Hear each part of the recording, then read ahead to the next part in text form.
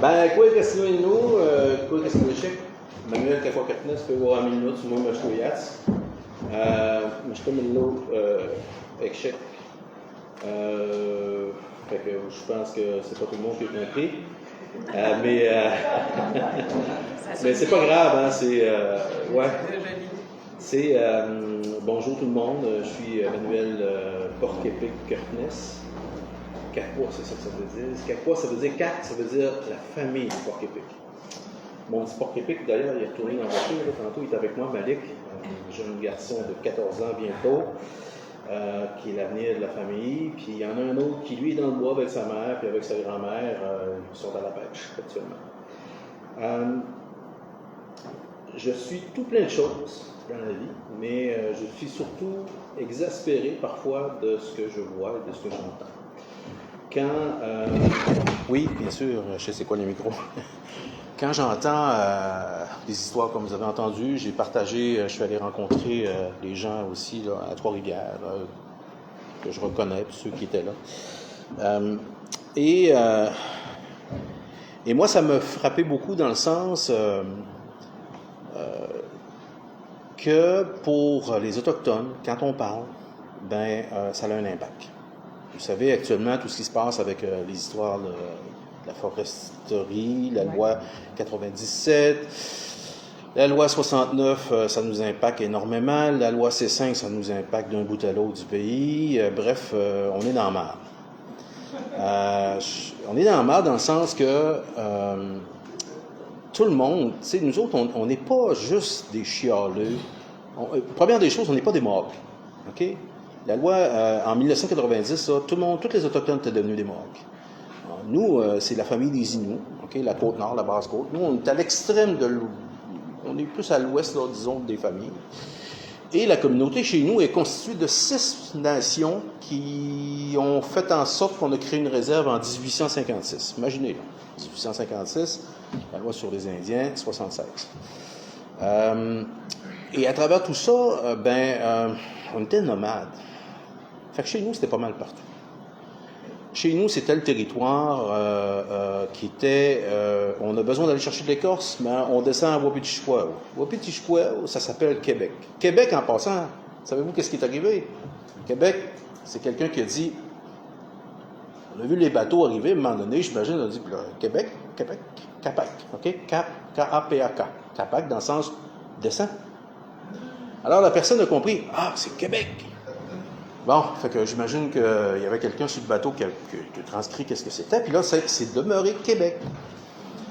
Alors pour nous, Wapitichouao, c'est l'endroit où on va chercher l'écorce. Pour descendre de mon territoire où je suis, de ma famille, ça prend 3 semaines à peu près.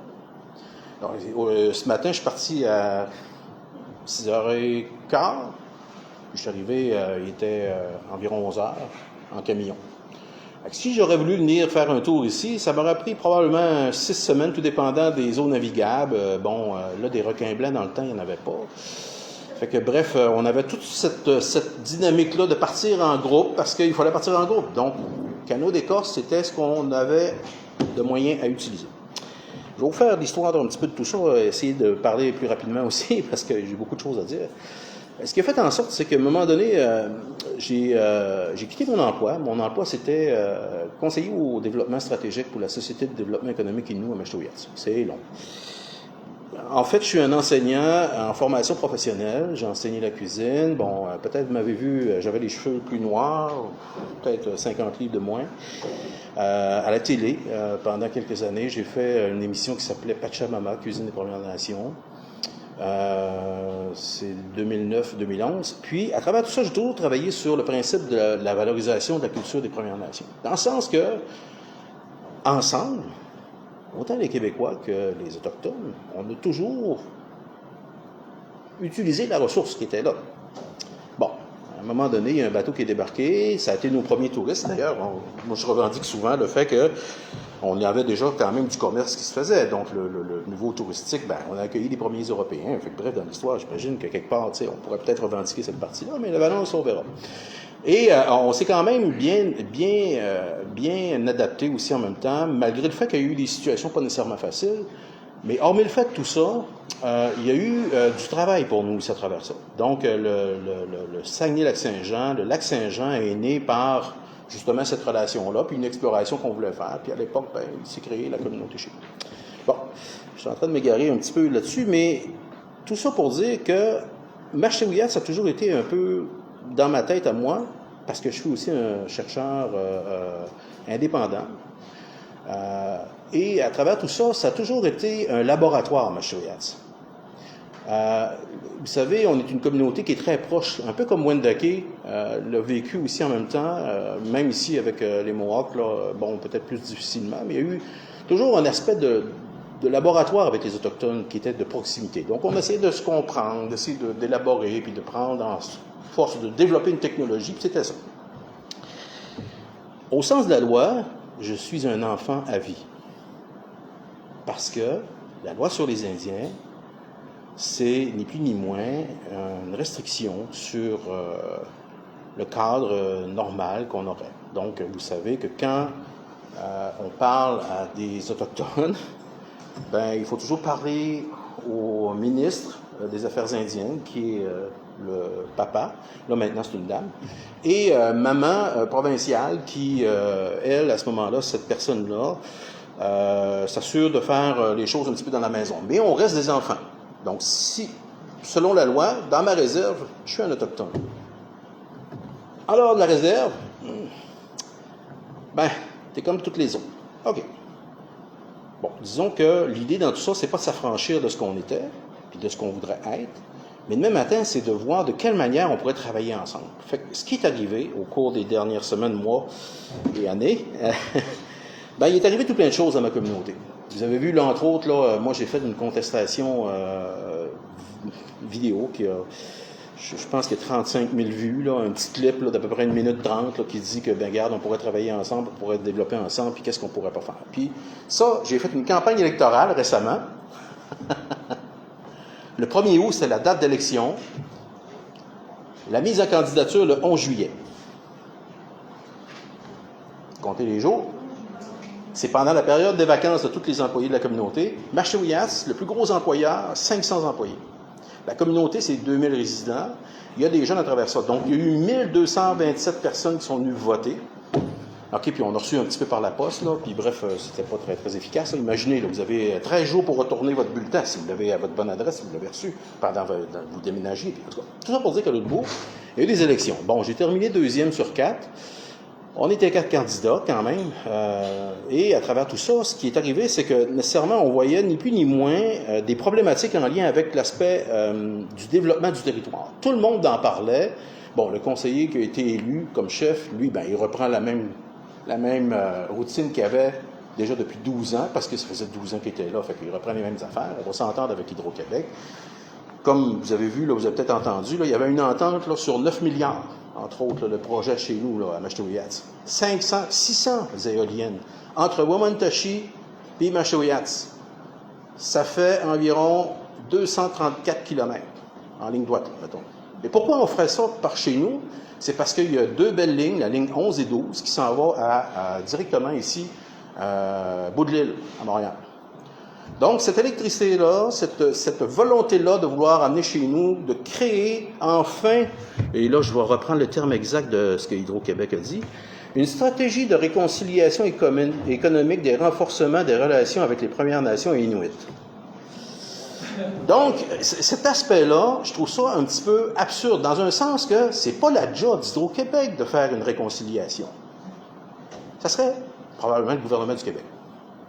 Minimalement, avec le gouvernement du Canada qui n'a jamais dit non, mais ensemble, tu sais, on pourrait peut-être s'asseoir. Vous parliez tout à l'heure d'indépendance. Chez nous, là, je ne sais pas quand est-ce que ça va venir l'indépendance, si on en a une. Parce que ça fait 45 ans qu'on est en négociation territoriale. En 2004, au Château Frontenac, avec Jean Charest et tout le Bataclan, j'étais assis là, parce que j'étais attaché politique du chef Dominique qui a démissionné. Ça, c'est une maudite bonne affaire. Parce que cette personne-là avait ni plus ni moins le mauvais sentiment de dire tout le temps « Oui, mais on communique, on communique ». Savez-vous c'est quoi la gradation de la communication dans le pouvoir politique? Alors, si vous me permettez, je vais aller dans une présentation que j'ai faite, puis je vais essayer de terminer à la fin là, avec ça. Là. Bon, on ne voit pas très bien, mais il y a des stades. 0 là, étant aucune conformité avec la communauté, confiance envers les promoteurs. Dans le sens que la personne va juste dire nous autres, on le fait. 2, la communication. On vous a informé. T'sais, mais l'information, c'est pas tant ça. Là. Tu l'apprends, la communication, là, par les médias. 2, on vous informe. On vous dit, on va faire ça là, prochainement. Là. Mais sauf que nécessairement, le pouvoir de relation avec les Premières Nations n'est jamais de proximité. Et je veux juste rappeler une chose, puis peut-être ça va choquer les gens, vous n'aimerez peut-être pas ça, mais c'est la maudite réalité qui est triste, c'est que les territoires n'ont jamais été cédés. Il n'y a pas eu de bagarre, il n'y a pas eu de conflit, puis tout ça. Comment ensemble on peut continuer de vivre ensemble? C'est déjà une chose extrêmement importante. Deuxième des choses, si on veut faire du développement économique, on peut le faire ensemble, mais il faudrait juste le convenir. Puis pourquoi on en aurait autant besoin? Puis pourquoi tu viendrais dans mon garde-manger à moi, cyclique, dans mon territoire non organisé, comme le gouvernement se plaît à dire, on va faire ça dans votre forêt. C'est pas grave, là, regarde, de toute façon, là, il faut couper du bois pareil. De toute façon, vous n'êtes pas propriétaire de la forêt, c'est Domtar qui est propriétaire de la forêt, en tout cas, et toutes les autres compagnies. Et tout ça fait en sorte que, écoutez, tant qu'à couper des arbres, on va en couper, mais on va vous installer. Il y a quelqu'un qui est décédé d'ailleurs aujourd'hui, que je trouvais absurde son propos. Oui, mais ça va être le fun, ça va être des belles fleurs, tu sais. Oui, mais moi, là, dans mon camp, là, où ce que je vais pratiquer ma. Ouais, tu sais, puis c'est quelqu'un de la communauté de chez nous, là. Tu sais, je trouvais ça inapproprié dans le sens que tu es en train de me dire que moi, avec mon fils, on va être assis, puis on va regarder, on va aller à la pêche, on va utiliser la forêt comme on doit l'utiliser. La coupe forestière, je ne suis pas contre ça. Au contraire, si on pouvait convenir ensemble comment on peut le faire, ça serait une autre chose. Fait que dans mon film, moi, je suis allé rencontrer des experts de nos communautés autochtones qui nous ont dit, voilà, on peut en couper, mais viens me voir avant. Je vais te dire qu'est-ce que je voudrais et qu'est-ce que je voudrais pas. Et c'est un biologiste, c'est des psychologues, c'est des gens de haut niveau. Là. C'est pas des gens qui ont étudié, mais qui savent très bien que vivre la réalité de tout le monde demain matin, c'est ça qu'il faut faire. Il faut essayer de se parler déjà de choses. Consultation. Ben oui, on vous consulte. Hein? Un coup que c'est consulté, c'est parfait. Là. C'est tout important ce que vous m'avez dit. On vous consulte, mais on a pris une décision. Ouais. C'est ça, cause toujours. La coopération. La coopération, c'est qu'on vous donne un sentiment de pouvoir relatif. Là. Puis regardez ici à côté, là. On ne le voit pas très bien, là. Mais la coopération, c'est ce que le conseil de bande a reçu comme engagement dans le projet éolien chez nous, c'est-à-dire 19%. Le chef Dominique se plaisait à dire « Ouais, mais vous savez, là, on a les deux mains sur le volant. » Je sais pas, là, mais moi, là, 19%, c'est l'équivalent du coffre à gants, puis je te sors quand j'ai besoin. C'est vrai, là. C'est pas la roue de secours, là. C'est pas, regarde, écoute, là, j'ai mon ami là, qui va venir en avant moi, là. Je vais le dire, là, comme vous, parce que je suis de la communauté, c'est mon Indien de service. OK? Allons-y de même, dans le sens de la loi. Puis quand j'en ai besoin, tu vas aller parler devant tout le monde. T'sais. Quand j'ai besoin, je vais t'amener à Formule 1. Quand j'ai besoin, je vais t'amener aux Canadiens. Quand j'ai besoin, je vais t'emmener dans des lieux internationaux pour parler de « Hey, on est vraiment des gens sympathiques chez Hydro-Québec. Nous autres, là, on prend notre responsabilité. » Comment j'ai dit ça tantôt que ça s'appelait, cette affaire-là? Là? Ouais. Stratégie de réconciliation économique des renforcements des relations avec les Premières Nations inuites. Il me reste encore quelques secondes. Oui, OK. Donc, c'est un dialogue établi pour la communauté puis qui est invité à un pouvoir d'expression sans réelle portée. Moi, là, ce tableau-là, je l'ai fait à partir de quelque chose qui existait déjà. Je l'ai remis dans un contexte de valorisation culturelle, mais aussi l'impact que ça a sur votre environnement. Je me rappelle très bien, les éoliennes, on n'en veut pas dans mon champ, j'en veux pas dans ma municipalité, j'en veux pas du tout. Moi, ce que j'ai dit d'ailleurs à la rencontre, moi, les éoliennes, pour les gens qui sont à Montréal, qui sont à l'autre bout du monde, pour les États-Unis, j'en veux pas dans ma forêt nourricière. Puis, ma forêt nourricière, quand je regarde les animaux que je vais me servir, moi, dans mon garde-manger, qui ont fait en sorte que j'ai resté à peu près quelques millions d'années, quelques milliers d'années, là, en tout cas, 5-6 000 ans, là, sur ce territoire-là. Depuis qu'on est arrivé, faut que je me tasse. Je suis un autochtone dans ma réserve avec une étiquette de la loi sur les Indiens. Je ne l'ai pas fait étamper, là. Je ne sais pas qu'est-ce que je dis, là, mais je ne l'ai pas sur une fesse, là. C'est pas marqué un numéro de banque, là. C'est pas vraiment... Mais ce numéro-là, c'est une étiquette à vie. Alors là, ce qu'on est en train de me dire, c'est que, écoute, on fait du développement économique chez vous. Ça va être le fun, les entrepreneurs de la communauté, on est une poignée d'entrepreneurs comme ça. Puis les gens chez nous, ils sont tout contents, les entrepreneurs qui sont là. Et là, en plus, on a un parc industriel, puis là, on savait tout ce qui s'en allait. Mais on a signé une entente secrète avec monsieur, je m'en vais à Ottawa, là, monsieur Sabia. Avec monsieur Sabia, on est venu faire un tour chez nous, on a signé en catimini des ententes, puis là, ça va bien, les Autochtones, là, ça va très bien, ça va bien aller avec ce projet-là. À un point tel que, il va aller exporter lui aussi son savoir à Ottawa, puis là, on va réunir les gens. On va faire la même chose avec la loi C5. Donc la discussion, la chose idéale qu'on aurait dû faire, il y a la négociation. Là, la négociation, vous savez, là, pour moi, c'est l'équivalent du 20% de remboursement qu'on risque d'avoir.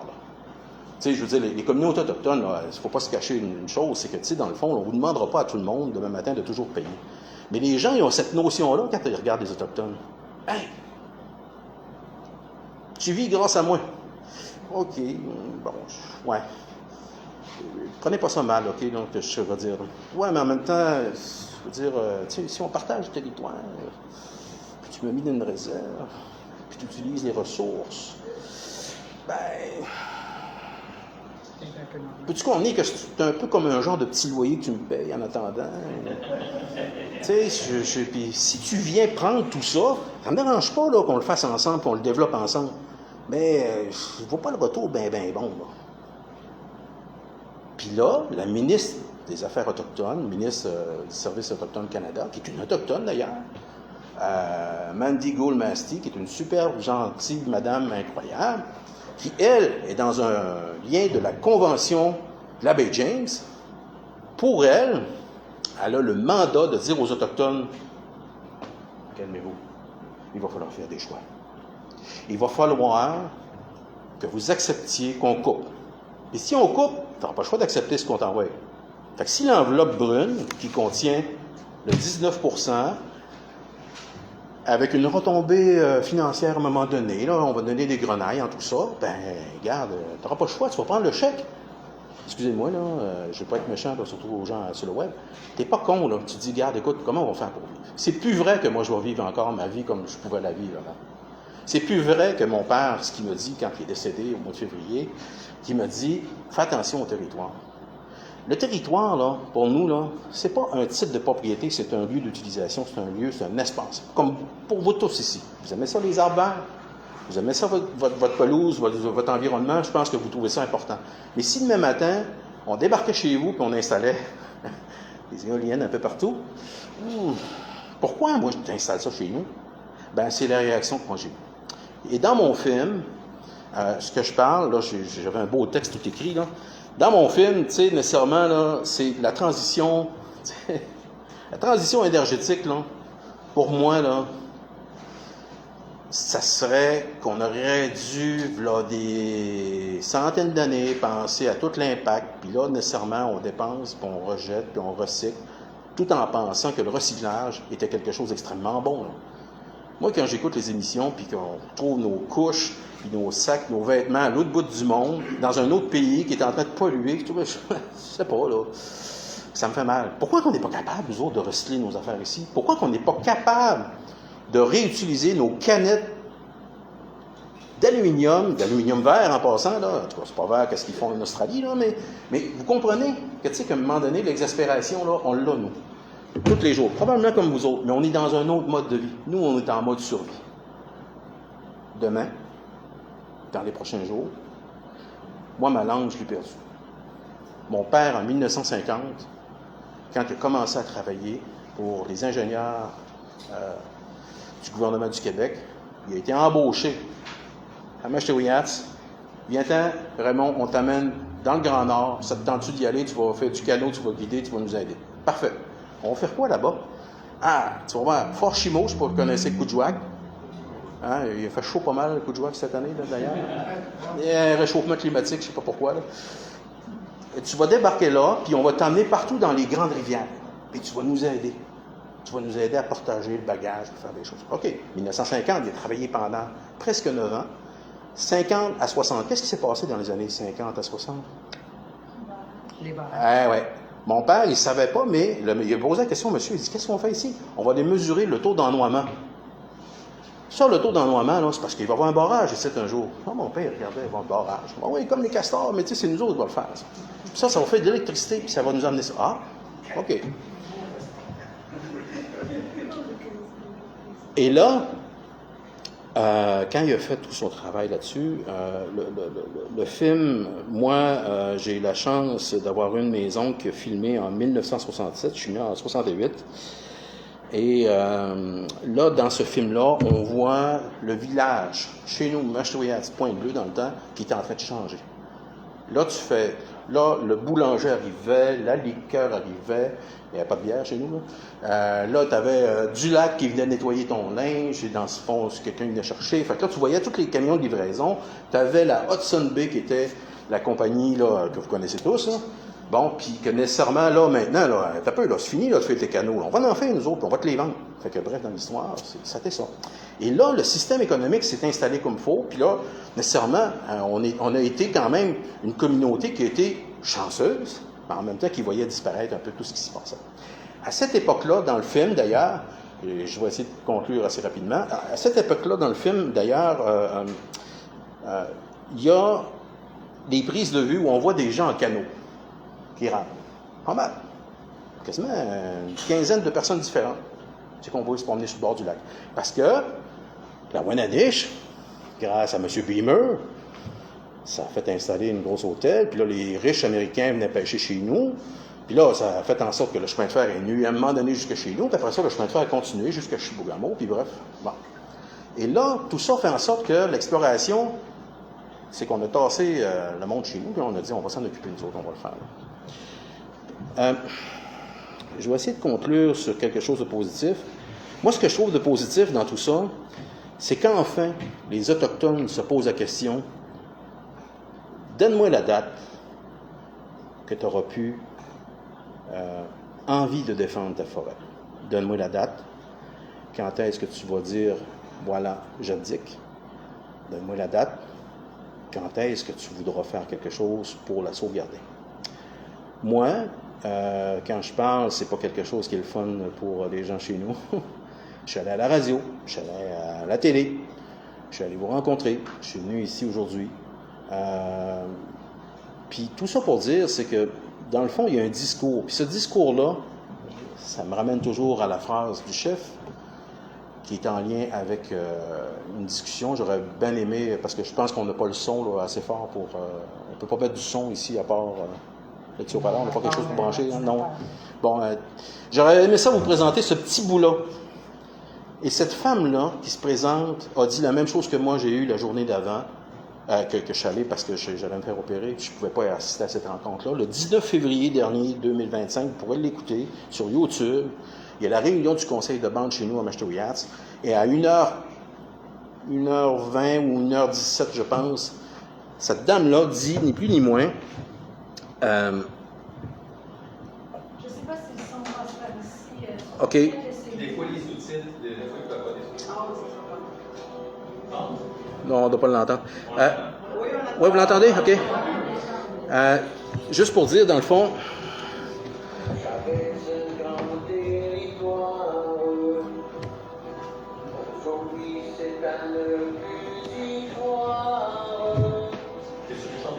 Non.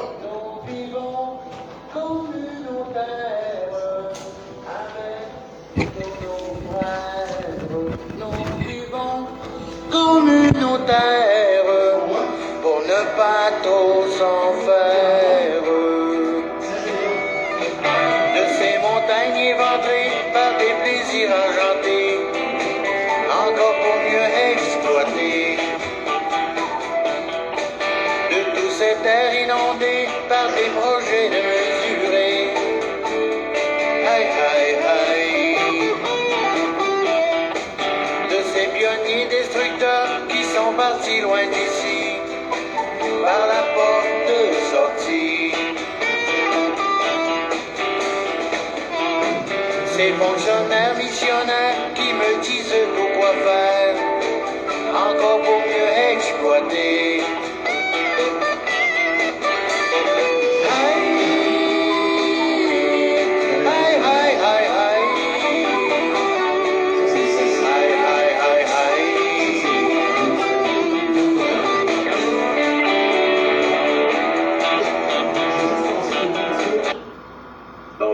Ça, c'est l'autre chiard. Je vais aller plus loin. Je veux juste vous présenter cette phrase-là que défendre. C'est bien. Je suis peut-être nerveuse aussi parce que pour une fois, ma question n'a pas rapport avec vos sujets. Est-ce que vous me permettez d'aborder un autre sujet? Ben, certainement. Je suis désolé, j'ouvre peut-être la boîte de Pandore à soir, mais je pense que c'est peut-être qu'on crève ça. Développement éolien, j'en ai pas entendu parler à soir, j'aurais aimé ça vous entendre là-dessus. J'aurais aimé ça vous entendre votre position à vous personnelle.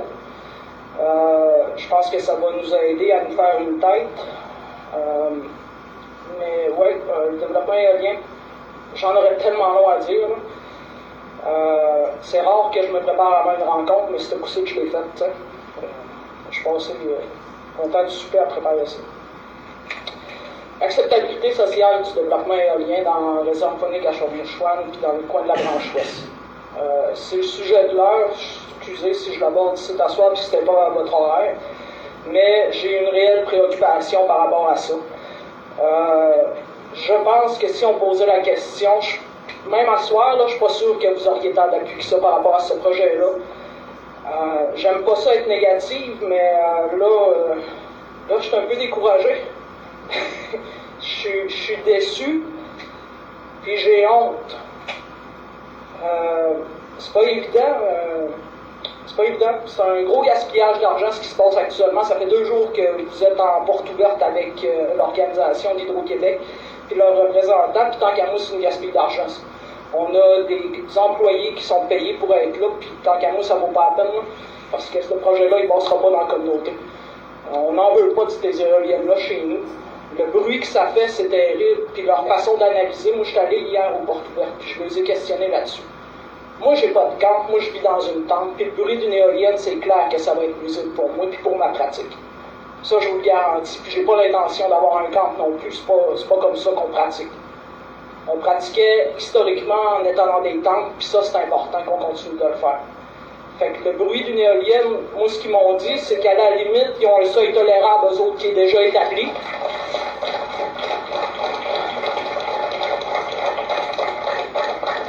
Puis ils pourront pas me garantir que moi, dans ma tente, je l'entendrai pas, ça. Parce qu'ils calculent ça en fonction de l'intérieur d'un camp.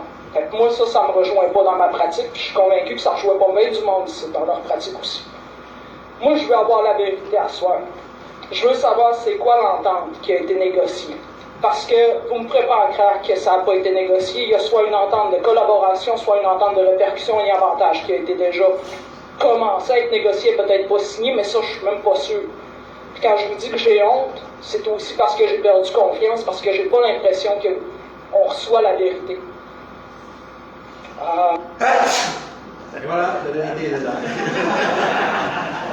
Juste en terminant, très rapide, moi j'ai écrit un texte qui s'appelle « Refus coupable des premiers peuples aussi sur le territoire non cédé ». Si ça vous tente d'aller voir ça, vous l'irez rajouter. Cet aspect-là, bien nécessairement, c'est de dire que je pense que logiquement, et j'espère que vous aurez compris que il y a des perspectives. On va essayer de continuer le combat si on est capable de le faire. Merci.